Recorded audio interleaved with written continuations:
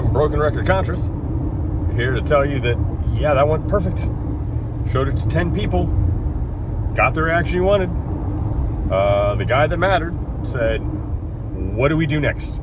How do we do this?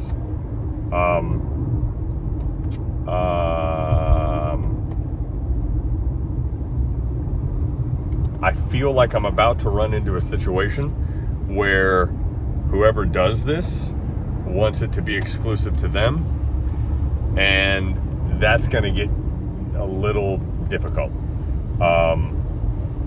because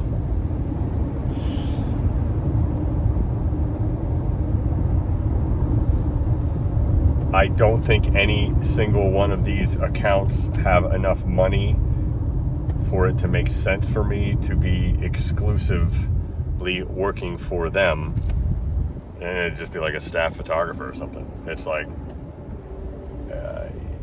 that's where I get a concern. If I had my druthers, NBA is better than the NHL when it comes to just the wow factor, because they don't have helmets on, right? NBA is number one. I'd almost say NFL is number two, simply because just in general, sunlight and the lighting in NFL stadiums is so freaking good. You can make it's just, and then a close third is NHL. But open air concepts are just amazing. The lighting, it isn't bad for the NBA and the NHL, but it is different.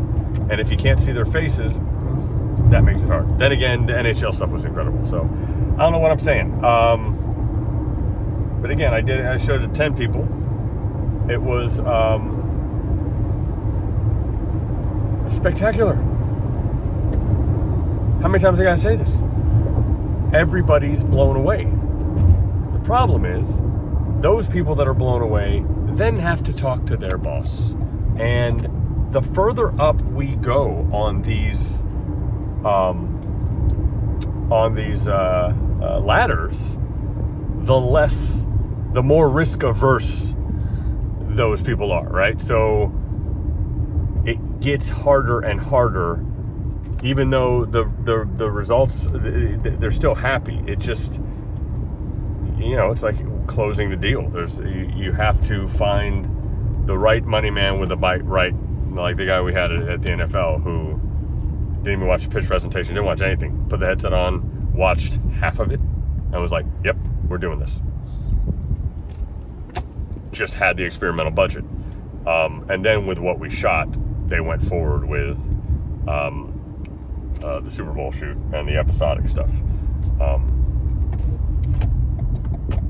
But my goal is to have multiple accounts, and which also means multiple cameramen and multiple editors, and to be doing this for several teams, several broadcasters. Like, if you want me to be an exclusive partner,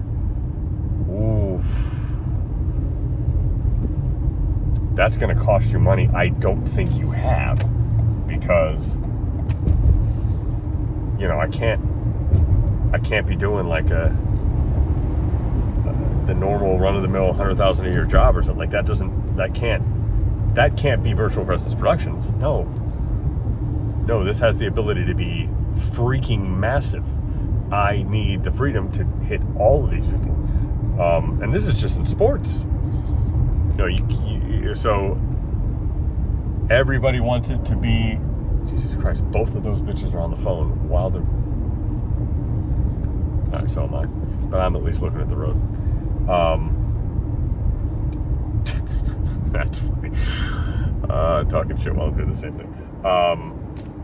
They clearly want to figure out what the workflow is to do it themselves. And they're like, well, what do you provide? I'm like, I provide everything, because I'm not going to tell you the workflow. You would be hiring a production company to produce this. And that's where this gets a little hinky. Same way it got hinky with the NFL. They were clearly trying to make me just a cameraman. That's it. And I pushed back immediately. And they went, sorry. And then everything was fine, of course, until Disney and ESPN bought out NFL Media. Has that gone through yet? Fucking shit. Why the fuck hasn't that gone through yet? It's crazy. Anyway, I'm just talking because I want to talk. It's so good. I think I'm just frustrated because it's so good and I have to just keep waiting. Like, news like this never comes from a meeting. Like the news where, okay, we're going to do this. It's always an email or phone call.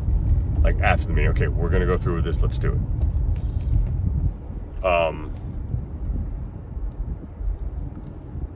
But let me just say, John Hefner is fucking amazing. He's bought his own headset. He's championing me, but also has nothing to gain from this. Not one thing. This doesn't affect his job at all. He might get if this goes well, he might get like a slap on the back, but he's a senior producer for broadcast. This is not broadcast shit.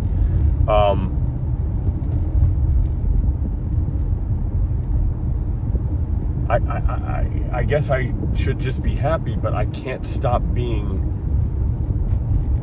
gobsmacked that he's willing to do this without any real skin in the game. Well, actually, all the skin in the game, because he's the one. His trust in me is crazy, I think is what I'm saying, is that he's just putting me in these situations and then walking away. Not asking for a finder's fee. He's just helping. Honestly, just for good karma. He thinks it's great. Same thing JD did. And again, there's no denying that why I'm saying this is because someone who truly was, I thought, a very close friend, did the opposite. Kind of took my shit. Didn't say what he was planning on doing. Then just did it. And then just said, hey, we're doing this now. It's like, we? So I can't tell if I'm just happy that these people aren't like narcissist sociopaths, or if they're just really good people. Do you know what I mean? Like, I'm completely confused as to how the corporate world works. Straight up. Completely confused. It feels like I've hit the gold mine when it comes to nice people. But it could just be most people are nice. Most people are trying to help. And did I really just hit the motherload? I mean, I've been in Hollywood a long time. I never had somebody do what was done to me in August. In 25 fucking years out here. Like, that was a different level of slimy. So I guess that answers my question, right? He really was just a special type of slimy. And both can be true. These people are really nice people. Hef's a good guy, JD's a good guy. Everybody I've met with has been very cool. I don't know why Hef has taken me under his wing and is helping me so much. But God, I'm going to repay the favor at some point. Anyway, I should put this down. I don't want to get a fucking ticket for making a video. It's a good day. Another good day.